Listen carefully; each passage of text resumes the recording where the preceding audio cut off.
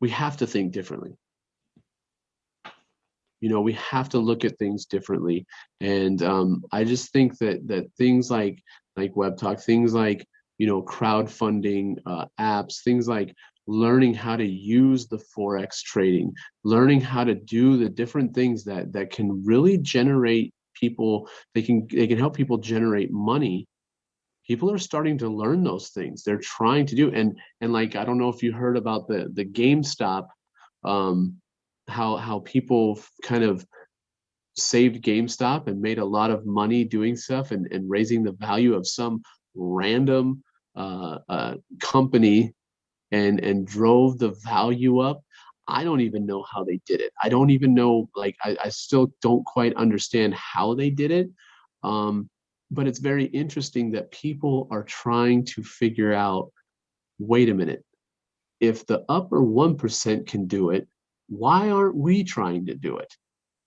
And so, yeah, the people that are struggling right now, they just need to see that there's other ways to earn. And I think that a lot of people need to get out of the mindset that their 9-to-5 job, their one job, is going to support them, because it's not. You have to have more than one. You have to have multiple streams. Here's a platform that has about 7 streams of income in one platform. No. Why people aren't jumping all over this, why people don't get it, No, so, I don't know. no, So hopefully that kind of answers the question. Yes, yeah. Thank about your answer, but I would share a bit about my 20 years experience. As you know, I am engineer.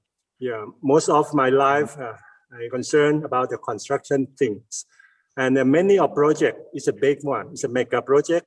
It's about the land development. Yeah, for example, is industrial estate development. Residential estate, housing estate, and another big one. It is it's a hill. It's about 6 times. You can imagine the area. It's a 6 times of the golf course, 36 holes. Yeah, 6 times. And this project had something master plan. It developed by in phasing, and then. Everything is sound in terms of feasibility study, because as you know, yeah, we have, before the launching a project, we have to think about the project, if it's sound in terms of engineering, in terms of economic, financial, social, political, and we have to add the EIA, like we have to concern about the environment. So in terms of feasibility is okay, but you know, this project finally failed. It just only 1/6 of the whole area was developed, and it failed because it's not launched at the right time. You know, bubble, the economic. Yeah, in Thailand, it's called the Tom Yam Kung crisis. Yeah, it's collapsed because of what? Because of the prediction. The prediction is a mistake. Yeah. So I think time is the most important factors in the term of development. I knew really little about the marketing, about the project in terms of the seller people, because I'm engineer. What I know is about the construction. I know about how to build the golf course. Yeah, that designed by Jack Nicklaus at that time, 20 years ago, is something like that. But what I can get when I share a meeting with my colleague, the marketing people, yeah, everything okay, it's sound. And when you decided to start project, but something is, as you know, it is external factor. Sometimes you have to take your own risk. It's uncontrollable. Yeah. Another project as well, but it is a government project. It's the industrial estate development. Yeah, it is in the southern of Thailand. The government tried to open up like invest a land for the foreign investment. It's like a center of electronic part manufacturing, something like that.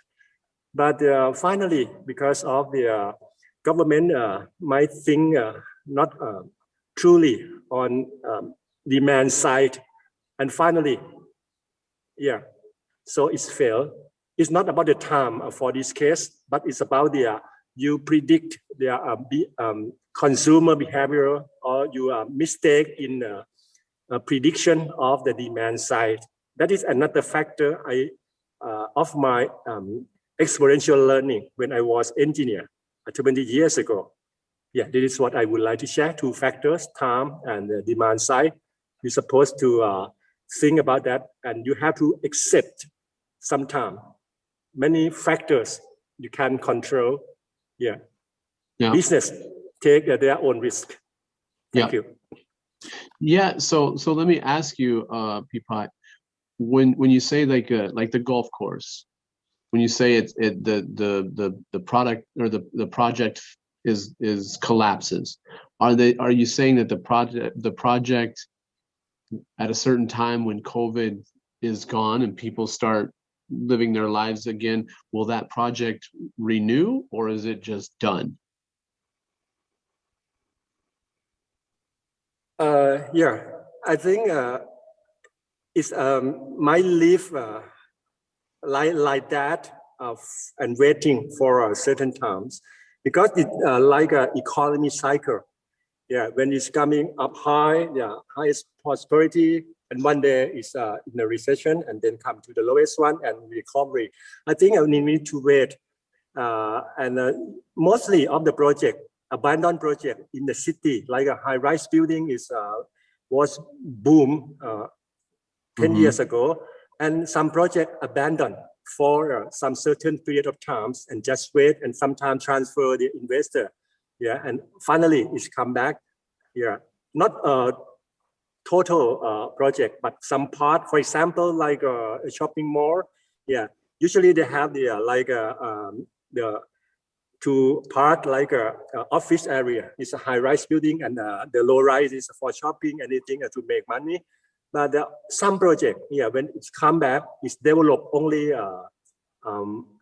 shopping mall and something like that. For the high-rise building, just well decorated, yeah, to match the whole building to look beautiful. Yeah, that is what I experienced from Thailand. Yeah. Anyway, yeah, sometimes when investor launch, yeah, and I saw many projects. Yeah, it's continue. It's continue. Yeah, depends on the economy situation. Yes, thank you. Yeah, that's interesting. Yeah, it's definitely thrown an obstacle in the way of a lot of things. You know, I wish that people would have taken it more seriously in the beginning, and I don't think we would be in this as long as we are right now.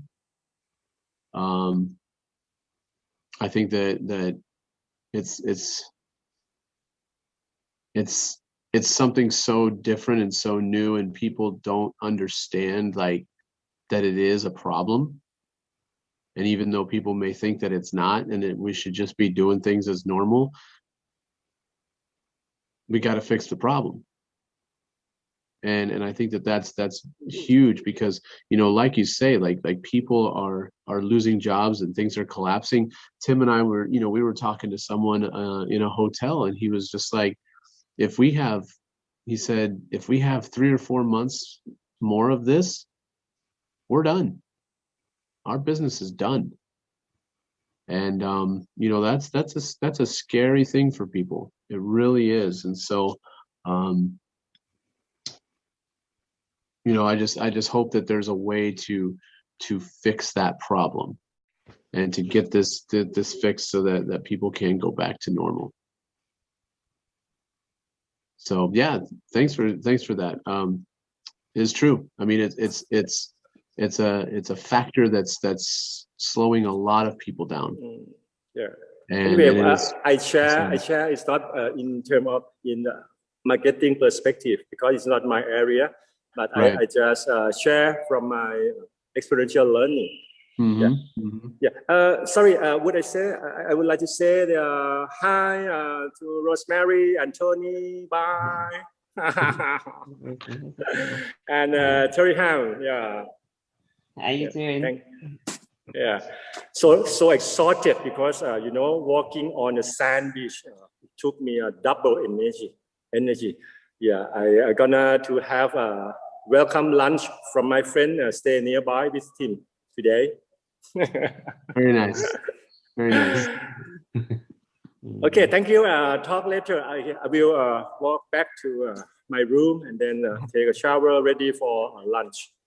Okay. Yeah, thank you, Andy. Nice to you. see It's good you, seeing you. Andy, Chris, Rosemary, Tony, Terry Ham. See you next Zoom.